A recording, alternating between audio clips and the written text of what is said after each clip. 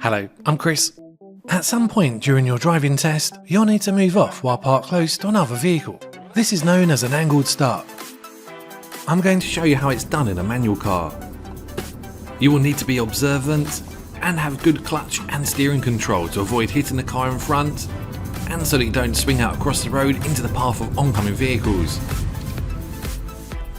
An angle start will either happen after finishing the parallel parking manoeuvre, or the examiner will ask you to stop on the left behind a parked vehicle of their choice, and then ask you to move off. Make sure that you leave enough room in front to be able to move off again. Moving off slowly and in control is important, and to do it, you'll need good clutch control. Let's have a quick refresh. In first gear, use a little acceleration and hold the clutch at the biting point to maintain speed. Raise the clutch slightly to speed up and dip it down a little to slow down. This clutch control allows you to move the car very slowly. Refresh over, let's try it out. I'll press down the clutch, change into first gear. I've got the gas set and the biting point, all round observations, and if the road is tight, then make sure that you wait for the road to be clear, as you don't want to get in the way of anyone. Move off slowly, and if you see another vehicle approaching, stop to let them pass through. There isn't anyone approaching from behind, but it's hard to see ahead, so I'll signal, handbrake down, keeping the clutch steady, another blind spot check, quick steering, but driving slowly. Straighten the wheels, clutch slowly comes up. More gas to go. Check the mirrors, see what's going on behind.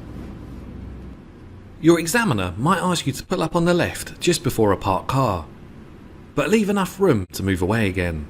The examiner might also tell you to ignore the driveways this time. When you stop on the left, make sure that you can see the other car's tyres and a bit of road. This will make it easier to move off again, but if you think there isn't enough space, don't risk it. If you have room behind, make sure it's safe, then reverse a little to make it easier. I'm going to move off, clutch down, into first gear, set the gas and the biting point, all round observations, including the blind spot. It looks safe to go, and I can see that there isn't anyone around to benefit from a signal, so I won't. But if you do need to signal, then make sure that you only do it when it's safe to move off. Don't forget to give yourself time by driving slowly but steering quickly. Things can change at any time. Double checking over my shoulder. The clutch slowly comes up as I straighten the steering. Also looking out for any pedestrians near the front of the other car. I check my mirrors and drive on. Let's try it once more. Firstly, prepare the car. Clutch down, into first gear, set the gas, find the biting point, all round checks, mirrors, blind spot. There's someone getting into the car behind, so I'll signal.